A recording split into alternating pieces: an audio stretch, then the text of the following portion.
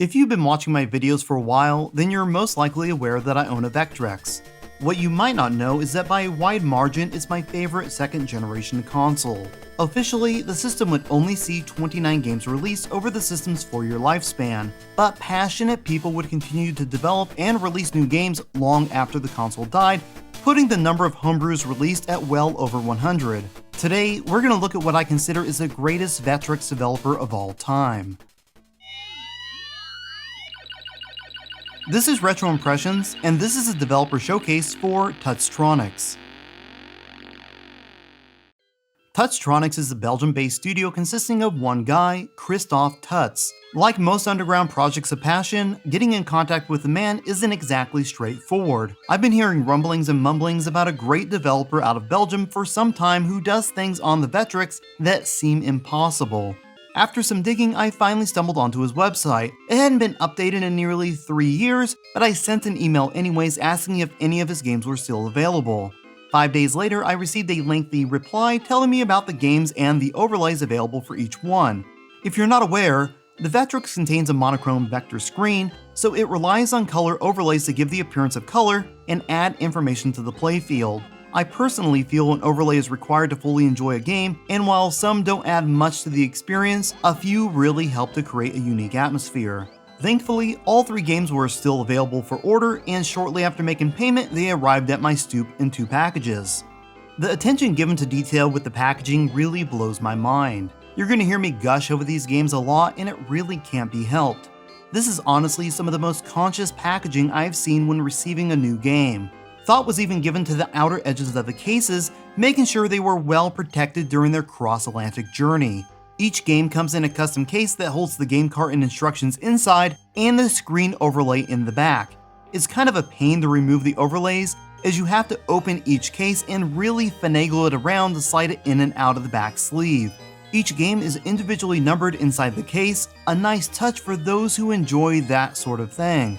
Overall, it's an incredible package that is of the absolute highest quality. The case itself not only feels like a commercial mass market product, it also is very reminiscent of the VHS clamshell cases released in the 80s and 90s, helping it to really fit in with the era the system was produced in.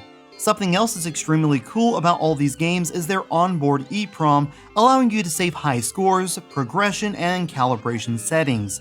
Christophe is a huge fan of early 80s arcade games, and his main focus is bringing the games he loves to the home console he cares about most. Enough about the packaging though, let's get into the games, looking at them in order of their release.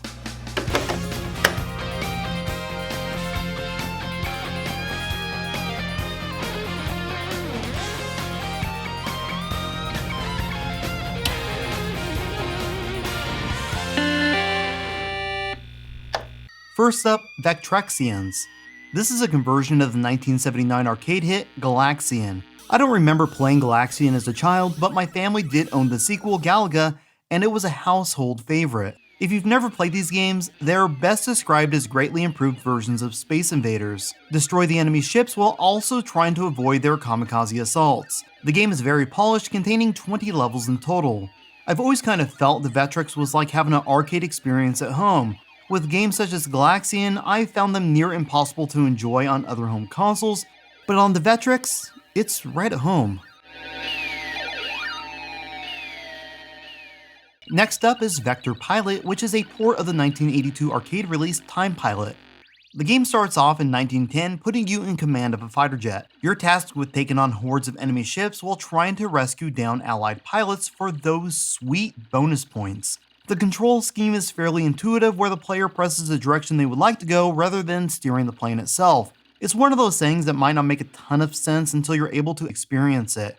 Anyways, you clear the stage by taking down the mothership and move on to the next level. Each stage represents a year including 1940, 72, 84, and 2001. Overall, it appears to be a faithful and well-executed port of the original, including a great rendition of the arcade music. Is it better than Vectrexians? It's really hard to say.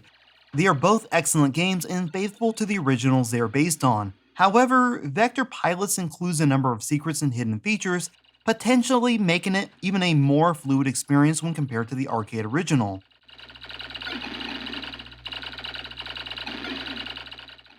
The final game we're going to look at is Vector Patrol, which is a port of the 1982 IREM arcade classic Moon Patrol. Your job is to drive a lunar rover from point A to B while avoiding obstacles and taking down enemy spaceships. It's a simple yet enjoyable experience that kept me coming back for more even after I was done capturing footage. Just like Vector Pilot, this game contains a number of extras and enhancements not available in the arcade release. The most stunning of which I experienced so far is without a doubt the music.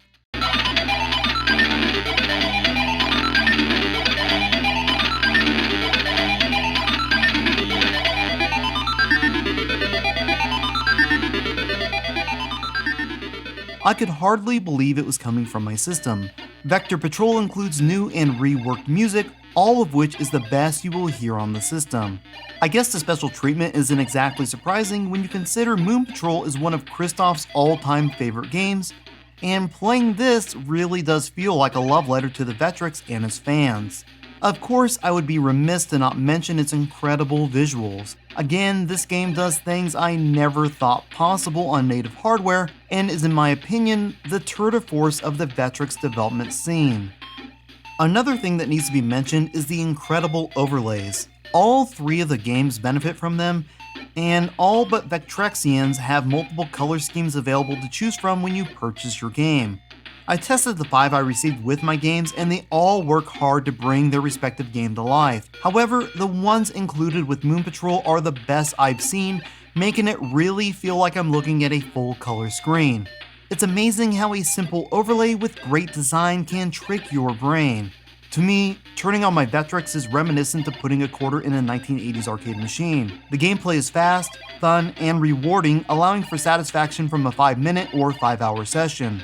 While Vectrexians is close to its arcade counterpart, Vector Pilot and Vector Patrol are quite clearly enhanced versions of their iconic counterparts.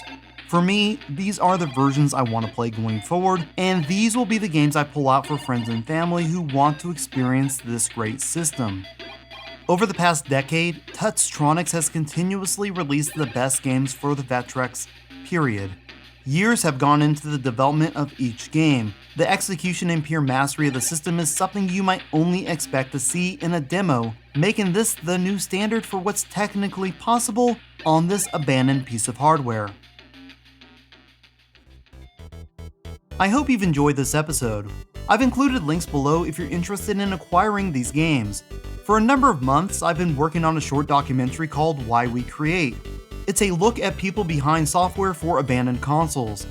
I'm gonna button down and finish it for my next release, so expect to see it in 2 to 4 weeks. Until then, thanks for watching. Feel free to leave a positive or negative comment letting me know your thoughts. If you would like to chat or keep updated, reach out to me on Twitter at Jenovi. And until next time, this has been Retro Impressions.